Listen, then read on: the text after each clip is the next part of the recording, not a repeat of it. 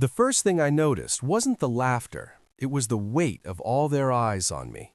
My sister's friend, standing confidently near the snack table, had just delivered her punchline with the precision of a practiced performer. Look at him, still unemployed, living like a child in his parents' basement.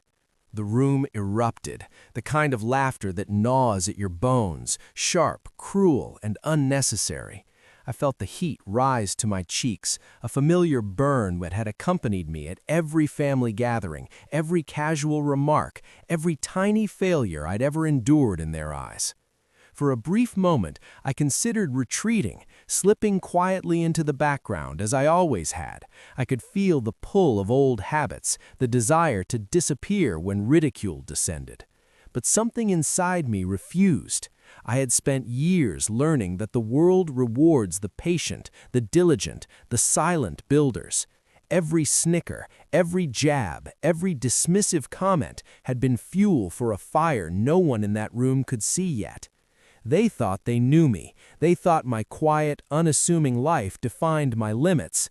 But what they couldn't see were the late nights I spent researching, coding, and planning, the early mornings I rose before dawn, meeting with mentors, connecting with people who shared my vision, the countless failures that I treated as lessons, storing each mistake as a stepping stone rather than a mark of shame.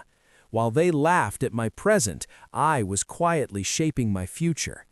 I took a deep breath, letting the murmurs wash over me without flinching.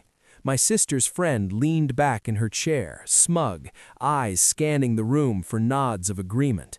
She thrived on the performance, on the spectacle of humiliation, on the feeling that her sharp words could bend reality. But reality, I had learned, bends only to those who act while others talk. Months passed in a blur of preparation. Every insult, every whisper, every sly comment was logged in my mind as evidence of their underestimation. I founded a small tech startup, beginning with almost nothing, an old laptop, a tiny rented workspace, and a mind full of ideas. Slowly, deliberately, I built it, networking, kitching, refining, the kind of work that doesn't impress anyone immediately because the results are invisible until they explode onto the world. And explode they did. The day I decided to reveal myself, I did so strategically. I returned to the same house, the same living room where I had been mocked, invited by my sister under the pretense of a casual gathering. I walked in carrying a folder that seemed ordinary, a briefcase that betrayed nothing. The room was noisy, filled with chatter, the same people who had once laughed at me now basking in mundane comfort, unaware of the storm quietly entering their midst. I cleared my throat gently. The chatter faded, curiosity taking over where laughter once lived. "I have something to share," I said, voice calm, steady, carrying authority I had never needed before. "It's about the company I've been working on these past months. I think you'll find it interesting." The girl who mocked me, the same one who had made my life a spectacle, leaned forward, eyebrows arched. She expected a joke, a humble disclaimer, a story that would confirm her belief that I was insignificant. Instead, I opened my folder, revealing charts, projections, contracts, and screenshots of investors' commitments. I revealed partnerships, proprietary software, a team I had assembled with talent and dedication. The room went silent.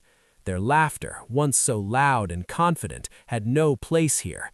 Confusion and disbelief filled the space, and I let it simmer. "This," I continued, gesturing to the documents, "is my company. It's operational, profitable, and growing faster than most would imagine." I could feel the shift in the air, a subtle tremor as their assumptions crumbled. The girl's mouth fell open slightly. My sister's eyes widened, her expression a mix of pride and astonishment. Even my parents, who had always maintained that they knew best, had to reconsider their assumptions about their son. You built all this?" my sister whispered, disbelief heavy in her tone. "Yes," I replied simply, letting the truth settle like a stone in still water. "While you laughed at me, I worked. While you mocked, I built. And now you see that the measure of someone isn't in what they are today, but what they create quietly, away from the judgment of those who refuse to believe in them. It wasn't revenge in the traditional sense. I didn't need to humiliate anyone, didn't need to shout or accuse. The moment itself, the silent awe, the recognition of my growth and their underestimation was far more powerful. The girl who mocked me sat frozen, realizing that her performance of cruelty had been meaningless against the reality I had constructed. Weeks later, the news of my company's success spread beyond the living room. Friends, acquaintances, even local media picked up the story. The same people who had once snickered at my supposed failure now reached out for guidance, collaboration, or at least acknowledgement. My life, once dismissed as insignificant, had become a testament to diligence, perseverance, and vision. I reflected often on that day, the laughter, the sting of public humiliation. It had been unbearable in the moment, but in retrospect, it had been a catalyst. Every insult had driven me harder, every mocking glance had sharpened my focus, every doubt cast by those who knew me best had fueled my determination. The very people who thought me small had unknowingly contributed to the making of someone far greater than they could imagine. When I returned to visit my family months later, the atmosphere had shifted completely. The same sister's friend who mocked me now approached cautiously, a tentative respect in her eyes. "I didn't expect any of this," she said quietly. I was wrong." I smiled, but not with arrogance. "You were just seeing part of the story. Now you see the whole picture. Sometimes people need to fail you, underestimate you, or doubt you for you to truly rise." It wasn't about pride, it wasn't about revenge, it was about recognition. Recognition that talent, hard work, and vision cannot be dismissed by laughter, mockery, or casual cruelty. And in that quiet acknowledgement, I found satisfaction that words could never match.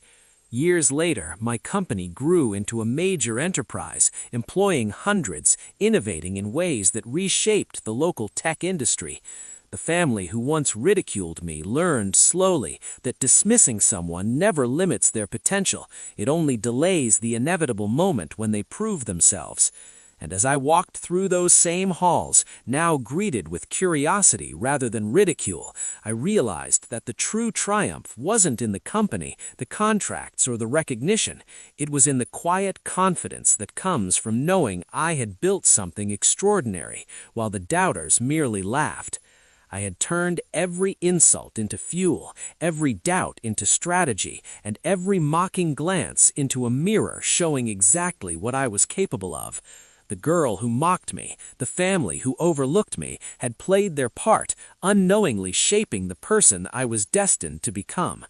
And in the end, the laughter of that day was replaced not by anger or revenge, but by awe, respect, and the undeniable truth that I had risen beyond anyone's expectations, even my own.